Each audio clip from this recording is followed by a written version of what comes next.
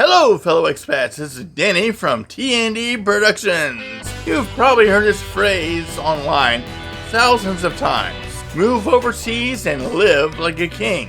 Especially when people talk about countries like the Philippines, Thailand, Vietnam, Colombia, Mexico, places with a lower cost of living. There's always somebody claiming they know the exact money you need. You only need $1,200. You only need $3,000. You can live on $800. Most of that advice is nonsense. Not because people are lying necessarily, but because there's no universal number. The budget depends on you, your lifestyle, your habits, your personality, your expectations, your weaknesses. And I think too many people move overseas chasing some fantasy number instead of understanding themselves first. In this video, we're going to talk about this live like a king cliche. That's coming up on T&D Productions, so stick around. Now, don't get me wrong, living abroad can absolutely be cheaper than living in places like the US, Canada, Australia, and the UK.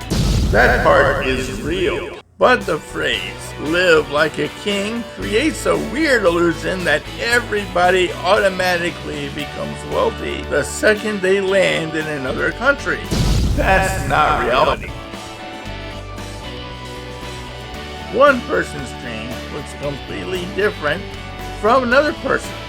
Some people are perfectly happy renting a small apartment, eating local foods, staying home most nights, and living quietly.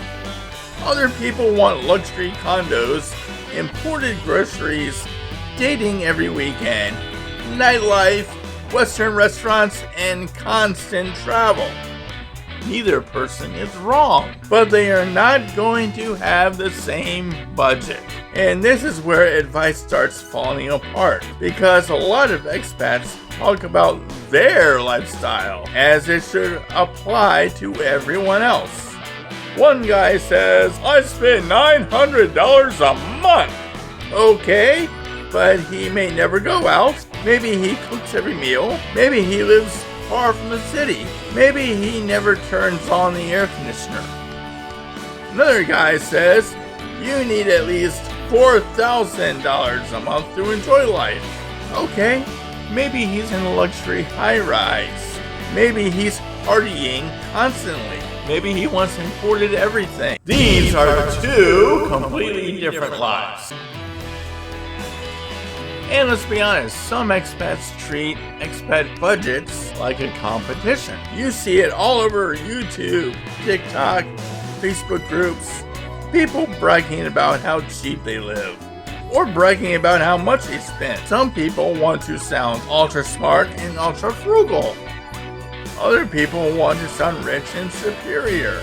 A lot of it is ego, because living overseas has somehow become this weird online identity contest. Who's smarter? Who spends less? Who's figured out life better? Who's winning? But your life is not their competition. This is the part a lot of people never talk about. Moving overseas does not magically fix your spending habits. If somebody has bad money habits in America, they're probably going to have bad money habits in Thailand.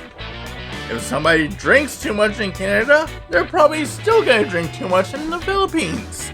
If somebody constantly impulse buys, well, guess what? That doesn't magically disappear just because he moved abroad. This is where some expats really get into trouble, because they move overseas thinking everything is cheaper. It'll be fine. Then suddenly, food delivery every day, cars every weekend, eating constantly, shopping online, luxury condos, weekend trips, and then 6 months later, wondering where the money went. Sometimes the problem isn't the country. Sometimes the problem is lifestyle inflation. Now, I'm not saying moving overseas is a bad thing. I actually understand why people do it. In many countries, your money can stretch further. You might get lower rent, cheaper transportation, less expensive healthcare, lower utility costs. That's real. But there's another side people don't mention.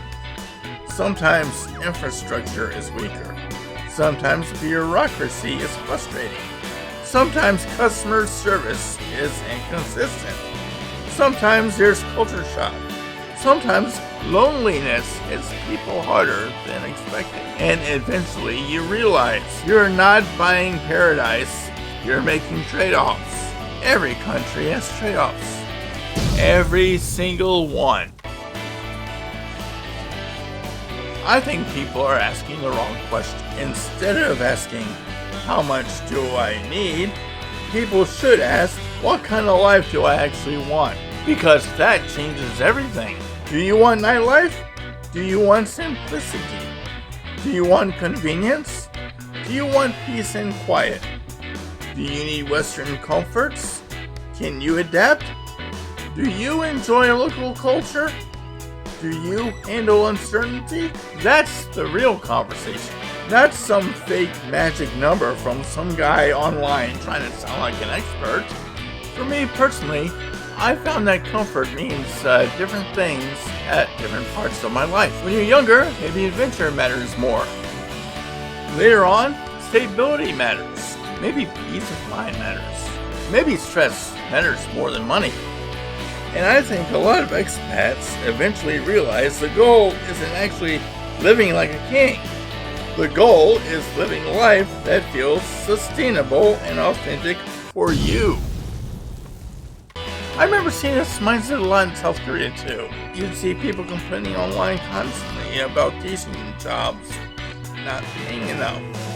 And look, sometimes the criticism is fair, but other times, the issue wasn't really salary. The issue was expectations.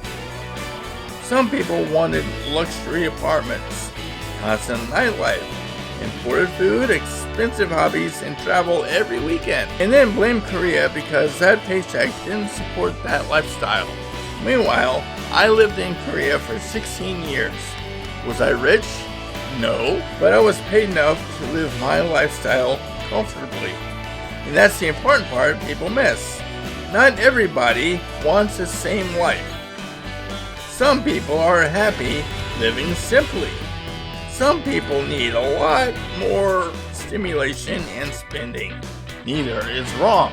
But it's dangerous when people online acting like their preferred lifestyle is the universal standard for everybody else.